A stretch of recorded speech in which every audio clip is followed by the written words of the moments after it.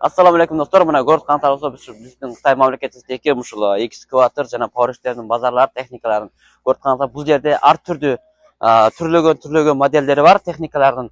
X72, Sanyi жана андан башка Liugong дегендей андан дагы көптөгөн модельдер бар да негизи бул жактагы пауэрлиш экскаваторлар.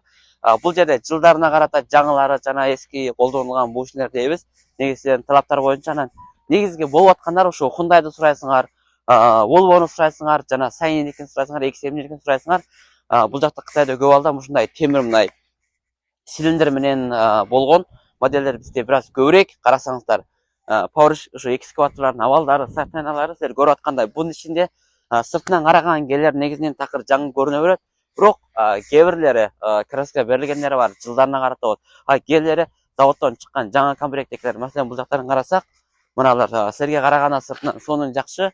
Абалда бирок жылдары 2021, 22, 19 аркы болуп калышы мүмкүн. Буну гана ушул жактан документтерин алып жасаган кезде бардыгын бирме бир видео отчет менен силерге көрсөтүп, бардыгын тактап, кайсы жылда ушул экскаваторлор кайсы абалда, кайсы состояниеда моточолордун бардыгын, мотор коробкаларынын бардыгын текшерип, анан кийин силерге салып беребиз. Ама карасаңыздар, Hyundai'дыкы негизинен көптөрүн сурашкан Hyundai деп. Бизде Кытайда көп алат такыр ушундай модельдер жакшы иштейт, дөңгөлөктүүсүн көп колдонуп кете беришпейт. Карасаңыздар, ушул мопеддегилери күчтүү жана оңойлукта мындай бузулбайт деп. Бул 220 экен. 兄弟，这是年限和这个价格多少钱？这个？现在是吧？现在的年限都差不多，应该23年。 23년. жылдары 2022 менен 23 айланасындагы экен. Азыр эми бааларын айтып берсе. Жеге жагы тагы шымы жагы тагы. Ушул 2022-2023-тердин Hyundai'дын 220 ат күчүндөгү экскаватору Кытайда туруш сеналары 35 миңден 36 миң чамасында. Ал эми Кыргызстанга жеткизе ошо бир 31 миңден 32 миңге чектинде болуп калат. Негизинен буну Кытайдагы жол транспорт көрдүңөр го. Абдем чоң буга кете турган жол расход бар. Экспортко кеткен документ бар, Кыргызстанга жүктөгөндөгү тиги батилдин жол киралары бар. Ошондой болуп отуруп, примерно бул жакта 35-36 турганы Кыргызстанга бир бул чоң техникаларга 3 миң 4 миң доллар чамасында разница жол расход кетет да. Эми Растумушка келгенде Кыргызстанга ар бир техника быйыл 2025-тин жаңы законуна карата ошол жакка барган кезде эместерге анык толук маалымат тек гана Кыргызстанга барганда бере алам. Бул жерден бардык эместерге эсептеп бере албайм. Анткени бул Растумушка Кыргызстан мамлекет тараптын ички иштер немесине кирет турганда ошого туура түшөнгө Растумушка ала турган адам заказыңарды бердиңер, мен тияктан Растумушка кылган тараптын сөзсөк болот. Бирок сен албай туруп бул кээ бир тараптардыкын ашкарлаганга мен Кытай жаранымын. Силер Кыргызстанга ошого бул тараптан айтып бере албайм. Тек гана мен Кытайдан Кыргызстанга жеткизүү болгон анык мендеги жоопкерчилик силерге аркалап бере турган жоопкерчилик тек гана айтып бере алам. Растамашка мамлекеттин жумушуна мен киреше албайм дейт. Ал Растамашка Кыргызстан мамлекеттин жумушуна мен киреше албайм. Эгер заказ берем деп калсаңар, мен Кутбектин Оштогу офисим Байкут компаниясы Ош Расбай көчөсү 110-до ошол жакка барып заказ берсеңиздер болот. Кыргызстандагы өкүлүм Калбек байке жана Меримай ошо азыркы бүгүн силерге тааныштырмакчы болгонубуз болсо, ушул Кытайдагы 65 жана 75 90дук 120 150 ат күчүндөгү ар түрдүү дөңгөлөктүү пауэрлиштер.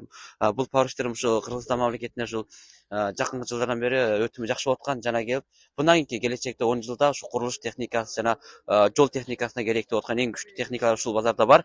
Көрүп калсаңыздар, бул жактагы чоң модельдеги экскаваторлор бардыгы дөңгөлөктүү алып жүргө айдоого мындай курулуштарга бардыгы оңтойлуу, буга башка персеп алып сүрөөнүн кереги жок. Андан соң бул жакта болсо такыр кичик модельдеринен дагы бар. Көрүп калсаңыздар, бул негизи такыр колдонулган экинчи кол экскаваторлор жылдары ушу жакынкы 3-4 жыл аралыгындагы 2020 жылдан өйдөгү 2021, 22, 23 жылдагы пауэрлиштер. Эми бул толка пауэрлиш эле эмес, бул жерде неме экскаватор эле эмес, пауэрлиш дагы бар. Толка бул жерде Кытайда дөңгөлөктүү эмес, bundan чоңдору, маселен Sanyi дейбиз, X72 дейбиз, Liugongдуку бар жана андан сырт тиги японскийлерден дагы бар, башка маркелерден негизги башка модельден дагы бар.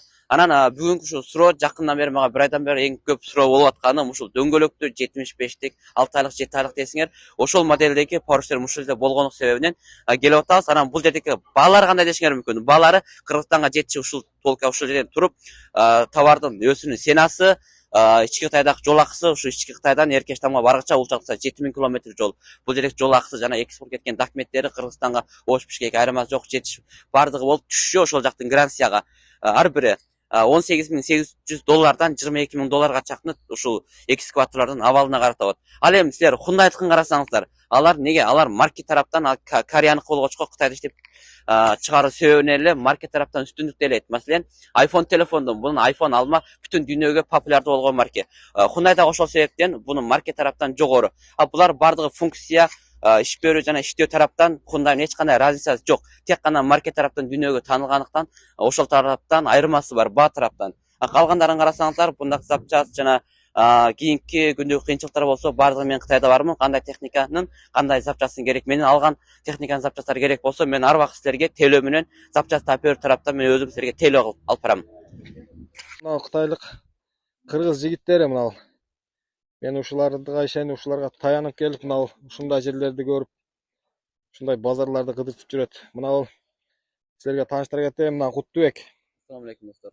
Куттубек ушул Кыргызстанда кыскасы ушундай техника, погрузчик, трактор, экскаватор, бүт хоо чоң техникалар менен ушу Куттубек иштейт. Мына асыңыздарда турат. Аты Куттубек. Андан кийин азыр Кытайдын товары мына Кыргызстанды басып атат, бүт майда товарлар. Ошол майда товар боюнча мына Арзыбек деген жигит. Арзыбек деген жигит. Эми Куттубек, мына техникалар боюнча сен жакшы билесиң да. Кыргызстанга канча күндө жетип атат, баалары кандай болуп атат, жаңылары, эскилери? Конечно, жакшыраак достор. Бул суроого жакшы суроо да. Албетте жооп берем. Неге бул Кытайдагы товарлардын түрлөрү көп. Негизи ушул бүгүн өзүңүз көрдүңүз го байке? Ушул видеолорду. Бүгүн ушул базарга келдиңиз, өзүңүз кошо көрдүңүз го биз менен бирге. Ооба. Эми көрдүңүз, бул базарда көрдүңүз бир товардын канчалаган модели бар. Ошол бир окшош товардын канчалаган марке, ошо ар бир маркеде канча түрлөрү бар. Ошого карап ал эми Кыргызстандагы байкелер болсо, тек гана Кыргызстандан чыккан 1-2-3 түрү болуп отчу. Тек гана идеясын ошол бир эле болуп калган. Ал дагы биринчи, экинчиден эски модельдер болгон да.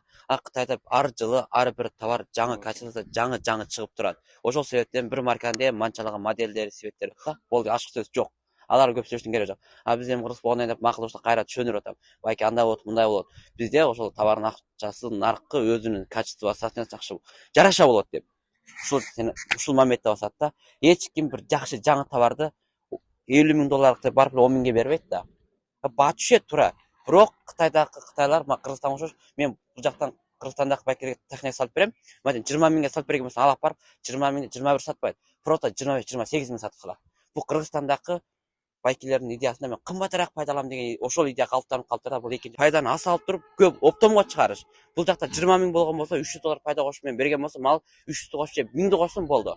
Жесе ал ушул $8 миң пайда алам деп бир жыл күткөндөн көрө 300 же $500 пайда менен бир жылда onu сатып чыгарсың да. Жакшы момент туурабы байке? Ошо Кыргызстанда кандай эмес. Экинчи бакиеп болуп эле канын шурайм акчаны табам эле жатып алгандар. Ошого бул тараптан байкелер бизнес кылгандар билет, башкалар айылдагы байкелер кандай экенин билбейм. Ушул моментте басат да Кыргызстанда. Мындай болсо болбойт. Оптом деген оптом болот. Үчтүк саны көбөйгөн сайын бул жердеги биз иштеп аткан эмгек акыбыз айлыгында төмөн болот, баалардын арзангыла болот. Бир үчтүктүкү ал үчтүк эми, ал оптом эмес, ал тек гана бир үчтүккө болот. Анан кийин товарлар канча күндө барат дегендер, товарлар 15 күндөн 20 күндө барып болот. Кандай товарлар 15 күндө барат? Трактор, кичиктеги машина жана кичиктеги техникалар 15 күндө барып болот.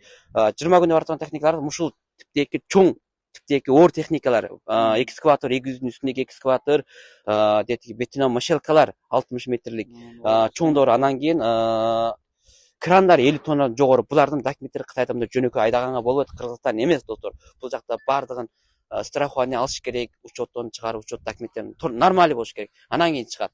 Негизи ушунда. Анан кийин кандай гарантия бар дегенде, менде ошто компания бар. Ошо Калбек байкем жана оштоку өкүлүм Мермай компаниянын ошол жактагы директорлору менен иштешип аткан. Ошолор силерге бардык товарыңарга документацияны, законный документ менен печаттарын басып договор кылып берет. 15 күндө барат, 20 күндө барат. Мен бул аны айткан сенада болот. Эми бул жакта дагы бир сөз бар. Жол амандыгы болсун, бардыгы жараткан буйрсун, бардыгынын товары тынчтык болсо 15 күндөн 20 күндө. Бирок жол кырсыгы, кээ бир авария окуяларга жараткандан башка эч ким бир нерсе дей албайт достор, ошол жумуш. Анан бул жакта сөз кезегин байкеме берейин.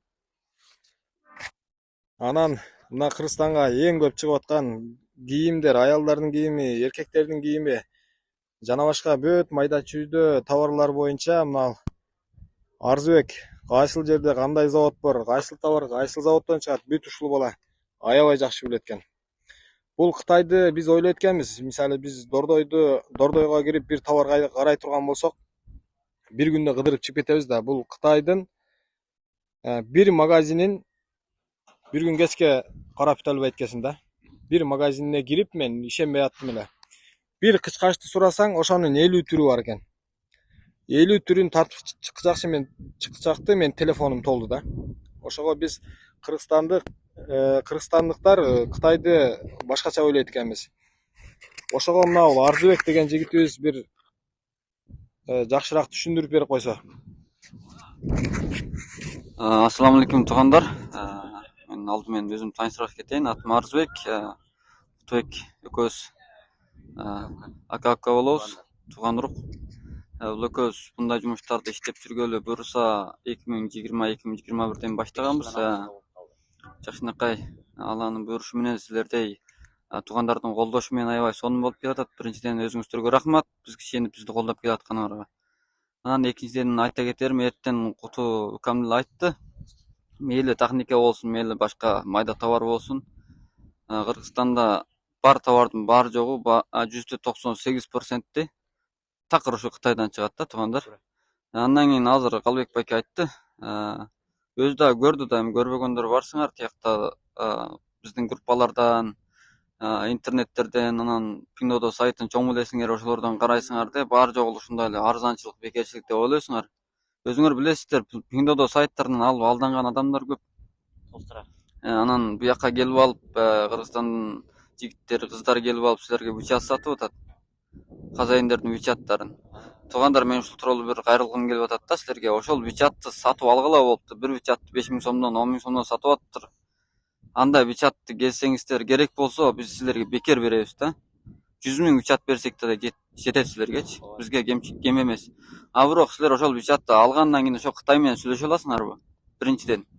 Экинчиден, ошол Кытай силерге жооп береби?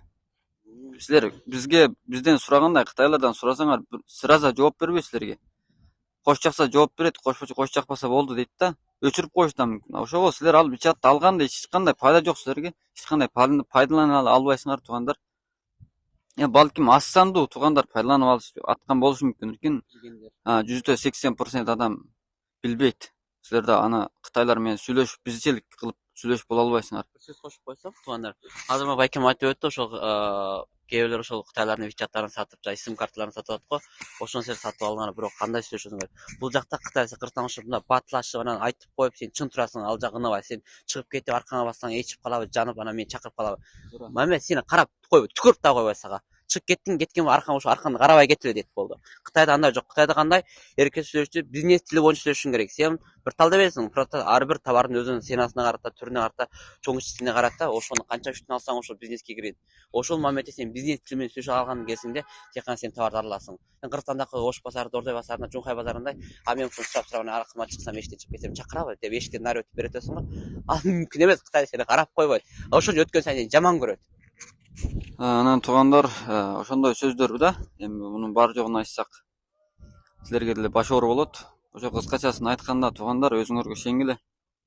Анан иштешчү болсоңуздар, ошо бизде ишеничтүү балдар менен иштешсеңиздер болот, туугандар. Анан бизде же бирөөнү көрбөй туруп, бирөөнү менен бир видеодо же болбосо мындай WhatsApp'та жакшынап сүйлөшө албай туруп эле акчаны которуп ийип, анан алданып калып, анан буяктакылардын баары жогун алдамчы дейт экенсиңер да, туугандар. Ар түрлүү адам бар го.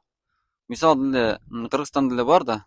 Көрүп атабыз Кыргызстанда деле. Өзүн өзү алдап кеткендер деле көп. Бизде деле өзүбүз алдагандар көп, биз деле алданып көргөнбүз. Биз деле Кытайларга далай алданганбыз да. Ошого эми биз буякта силерге бул кептерди айткандагы себебибиз 2020 баштап ушул кезгече иштеп 5-6 жылдык бизде тажрыйба бар да, туугандар. Ошого эми биз кичик болгон менен баягы көп жашаган билбейт, көп көргөн билет деген сөз бар да. Ошондой болгочко эми сиздерге азыраак тарбия аткандык эмес, жакшыраак неме өзүбүздүн пикирибизди айтып атабыз, туугандар. Анан ошол, анан ушул жактан иштеше турган жумуштарыңар болсо, ошол эртең Куту укам айткандай, оптом товар менен үчтүк товар окшобойт, туугандар. Мисалы биз заводдор менен сүйлөшкөндө бир товардын сезонсун немесин акчасын сурасак, ошол товардын биз оорлугун бир коробкада канча үчтүк чыгат, баары жогун билишибиз керек, туугандар. Анан барып эле кирип эле андан бир дала мындан деп эле силерге салып ийе турган бул Ош менен Бишкектин ортосу эмес туугандар, эки мамлекеттин ортосу болуп атат. Анан товарлар ошо 15 күндөн 9 күн аралыгында жетет туугандар. Бул жолдо машина менен жүрөт да, эки дөөлөткө барып атпайбы биринен бирине. Азыркы байкем айткан 9 күндөн 15 күн деген хост товарлар туугандар. Бул карго менен чыккан. Ал эми техникалардыкы 15 күндөн 20 күн деп окшобойт. Хост товарды сразу заводтон заказ берсеңер, пакеттелип орап качканда карго аркылуу сразу кетет. Ама техникалар болсо буну бул жерден текшерип алып, буга документтерин бүтүрүп, буну жол транспорт менен ташып карго аркылуу тиги Эркеш Тамушатка коргоско жеткизиш бир маселе. Андан документтерин мамлекеттик гражданга тапшырып, ал жака жүктөп, батырын чакырып, ошого техника менен хост товардыкы албетте разницасы болот. Бул бир. Экинчи баттан байкем айтып өттү. Акчаны алданып деп. Ошо туура. Силер акчаңарды кимге бергениңерди билбесеңер, силерге шекердей жакшы, балдай жакшы кеп калса, шинеп акчаңарды саласыңар, анан ол мыякта катуу кеп. Бул жакта эмне? Катуу кеп калган адам жаңы тууган күйдүрүп айтат, душман күлдүрүп айтат дейт. Силерге күлдүрүп айткан акча саласыңар, алданып өзүңөрдүн каякталганын билбей каласыңар. Апраты катуу айтып, мына деп чынын айтса, ишенбейсиңер. Ошого келип айткым келет, хоп болот депчи. Рас эле хоп болот. Акчасын кимге салганын билбейт, мындай көрбөйт, кандай адам, анан просто жакшы деген адамдарды мындай күнөөлөйт да.